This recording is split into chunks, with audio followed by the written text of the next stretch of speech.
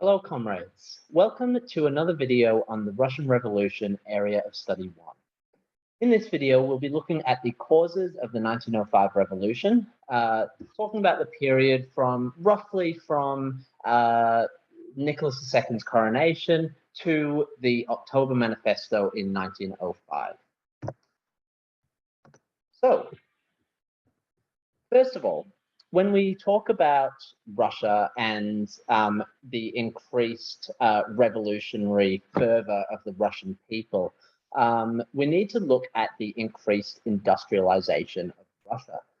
If you remember back to our last video, only 4% of the population in 1897 were made up of workers, with 82% peasants. Now, with increased industrialization, means more people moving to the cities and becoming part of the proletariat, becoming factory workers.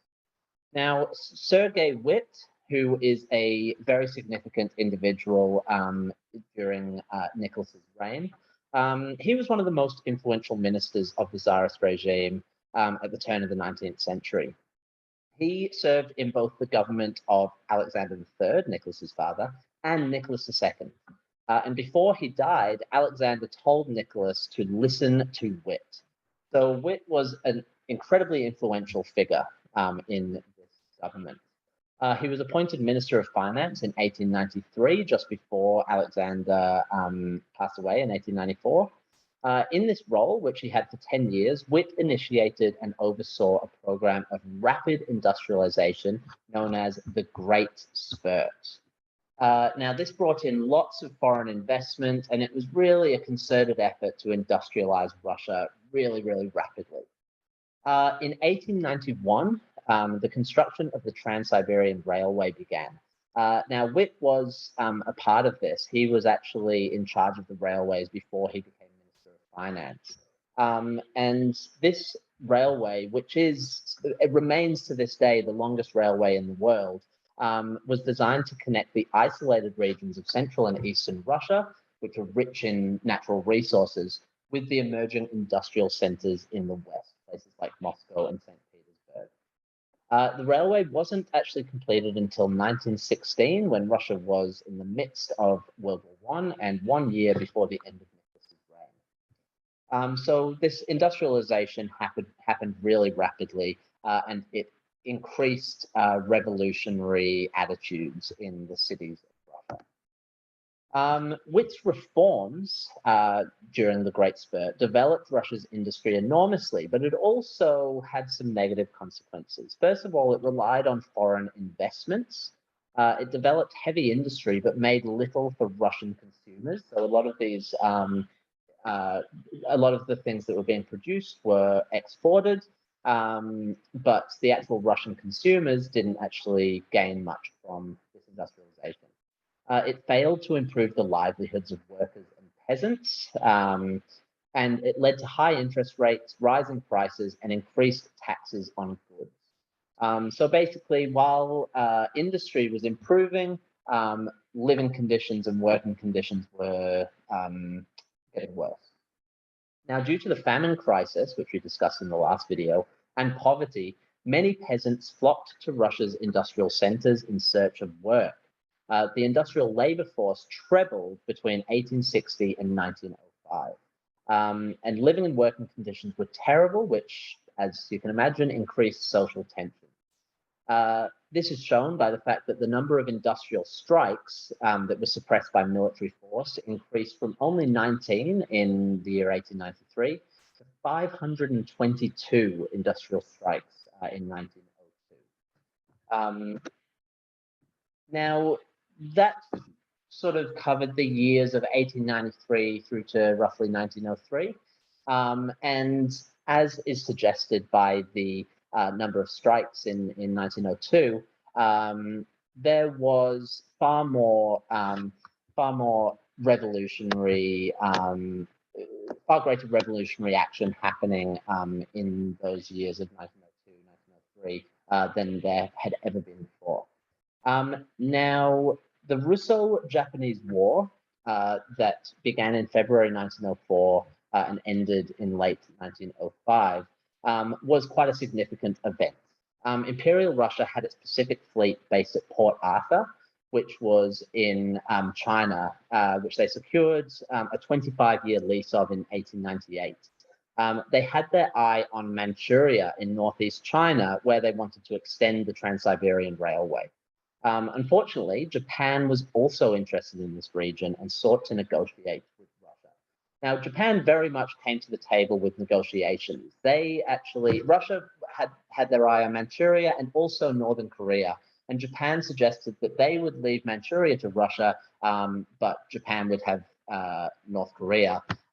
Russia decided that they didn't want to go ahead with these negotiations. So they weren't interested in diplomacy, and many figures in the Tsarist government reportedly welcomed a war with Japan. For example, in early 1904, when speaking to a critic of the Russo-Japanese War, the internal minister V.K. Plev said the following: "You are not familiar with Russia's internal situation. We need a little victorious war to stem the tide of revolution." The idea being in this quote that if we have a war that is victorious, then people will become more patriotic and less likely to revolt.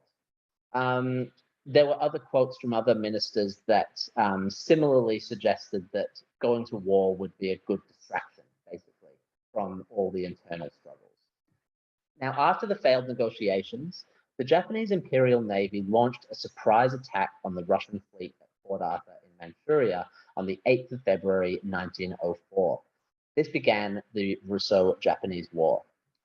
The declaration of war, which came 3 hours after the surprise attack, was followed by a prolonged siege of Port Arthur by Japan. And Russia eventually surrendered Port Arthur to the Japanese on the 2nd of January 1905 after losing 31,000 men in a futile defense of the port.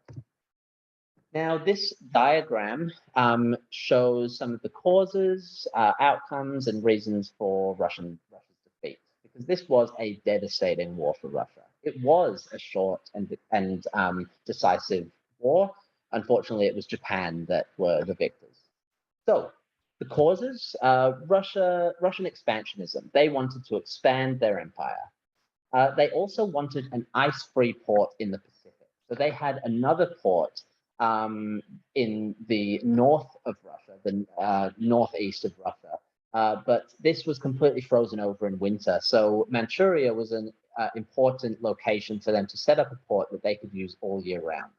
And as the quote from Pleb suggests, they also wanted to distract from problems at home.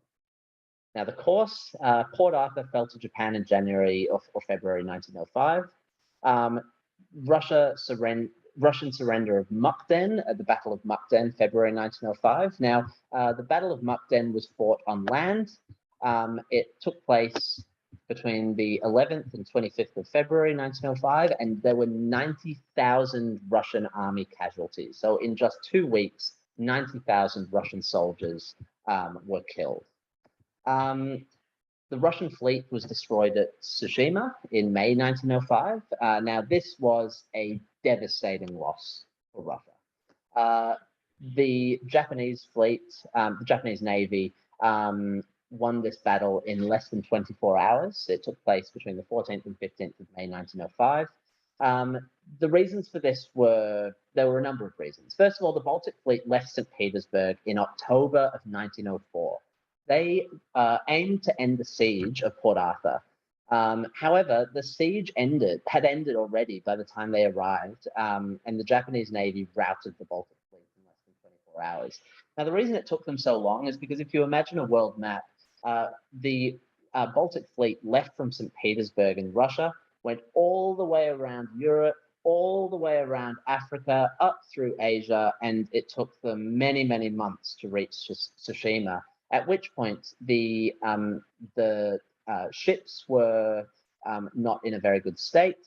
The soldiers were weary, and they got completely decimated by Japanese.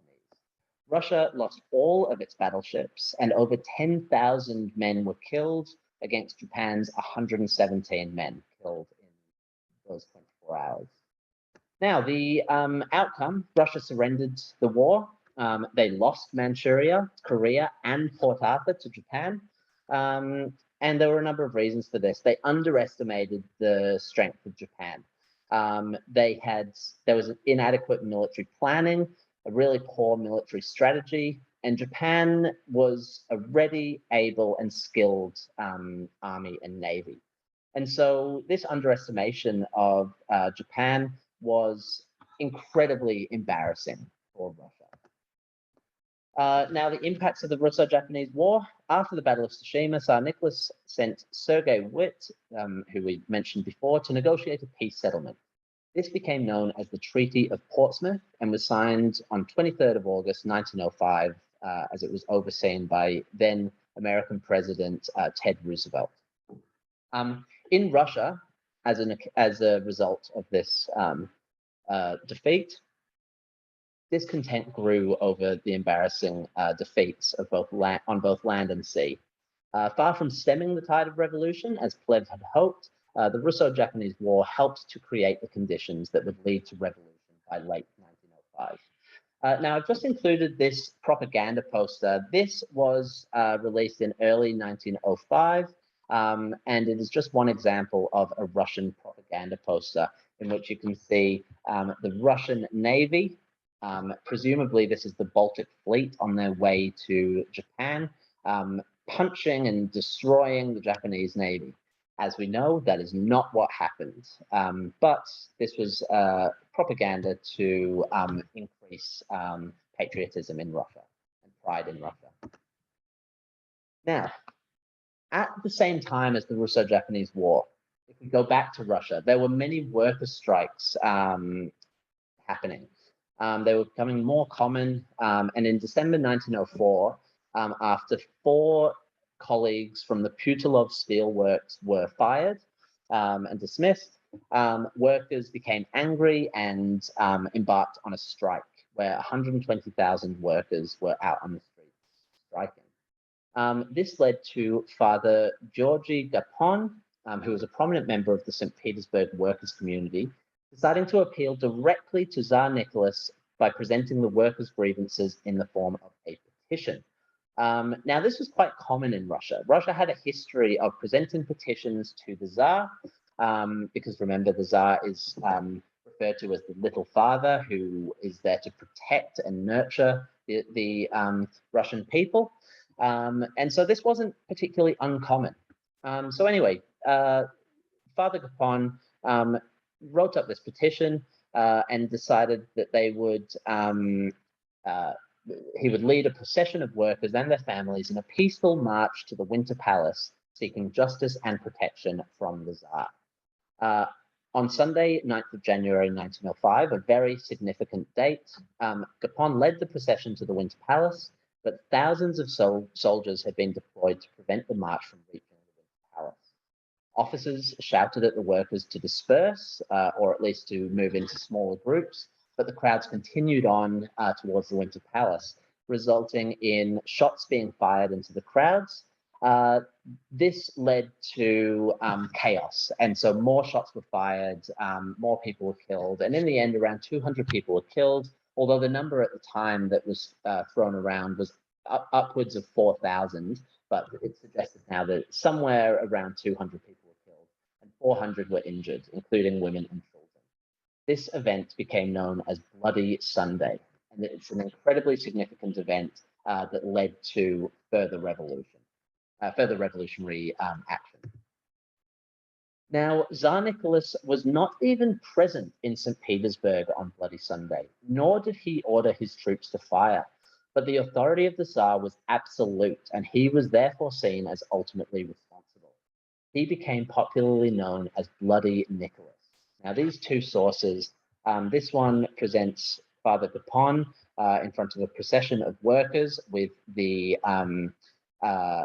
soldiers there facing their guns towards the procession.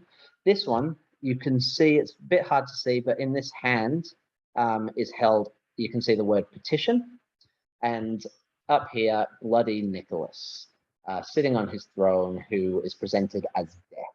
And I'm sure you can figure out why that is, with so many people being killed. Now, worker strikes as a result of Bloody Sunday, worker strikes increased, so that by late January, over 400,000 workers were on strike in St. Petersburg, and industrial action was taking place in every major town and city throughout Russia. This unrest spread to the countryside in the form of peasant revolts. University and school students protested in large numbers, and soldiers and sailors mutinied against their commanders.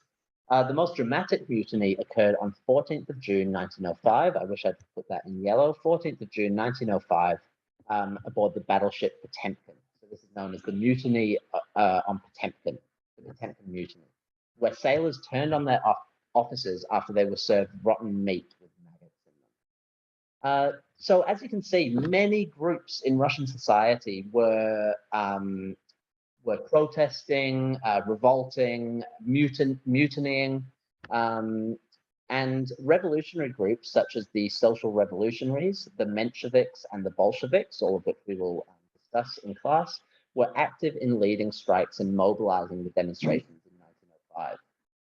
On 13th of October 1905, the St. Petersburg Soviet, this is the first time we've heard the word Soviet, but as we know, the USSR became Soviet Russia. So the St. Petersburg Soviet of Workers' Deputies was founded. This was basically a group of workers that organized and came up with policies and basically worked as a union would. Soviets soon sprang up in other cities such as Kiev and Moscow. So that was 13th of October 1905. On 14th of October, the Soviet called a nationwide general strike. Workers from all walks of life, including metal workers, factory workers, builders, teachers, all sorts of workers throughout Russia went on strike, bringing all the major cities to a halt. It was the largest mass industrial action Russia had ever seen, and the government was in quite a bind at this point. This led to the October Manifesto. So facing the potential collapse of his regime, Tsar Nicholas looked to Sergei Witt for a solution. Another time that Witt has been the first person that Tsar Nicholas has turned to. Witt advised that significant reform was required to bring peace and order to the empire. Tsar Nicholas, while he was hesitant, he conceded to these reforms, and Witt drafted the October Manifesto, which outlined the proposed reforms. Nicholas accepted these terms, albeit begrudgingly, and on 17th of October 1905, the manifesto was proclaimed.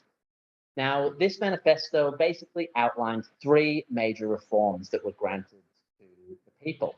First of all, civil liberties, including freedom of speech, freedom of assembly, and freedom of association.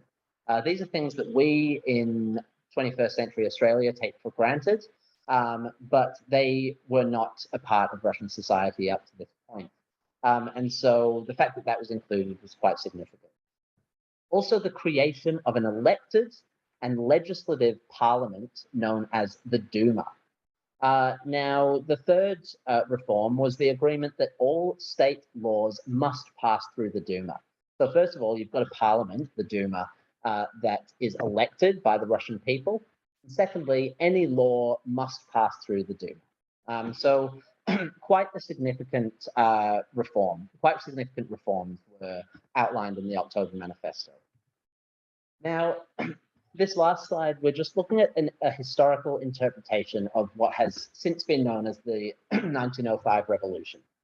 It's by historian Leon Trotsky in his book, The History of the Russian Revolution, which was written in 1930. Now, Leon Trotsky is a Russian revolutionary and historian, and so you have to think about that when we're reading this interpretation. He says, the events of 1905 were a prologue to the two revolutions of 1917, that of February and that of October. In the prologue, all the elements of the drama were included, but not carried through. The Russo-Japanese War had made Tsarism totter. Against the background of a mass movement, the liberal bourgeoisie had frightened the monarchy with its opposition. The workers had organized independently into Soviets, a form of organization then first called into being. Peasant uprisings to seize the land occurred throughout vast stretches of the country. However, all the revolutionary forces were then going into action for the first time, lacking experience and confidence.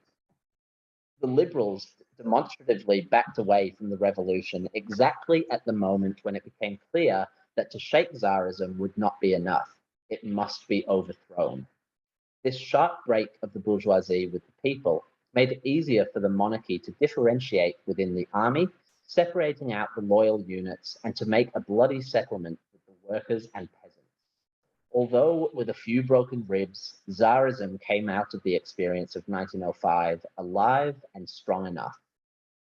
So as this shows, this 1905 revolution did not lead to the end of the Tsarist regime. The Tsarist regime continued on, but this was, in the words of Leon Trotsky, a prologue, first take at revolution, in which we will see two more revolutions in 1917. I hope that you have found this interesting. I know that there was a lot of information in this video, so I'm going to try and figure out how to set up chapters in a video. I don't know how to do that, but I'm sure I'll be able to figure it out. Anyway, until next time, see you later.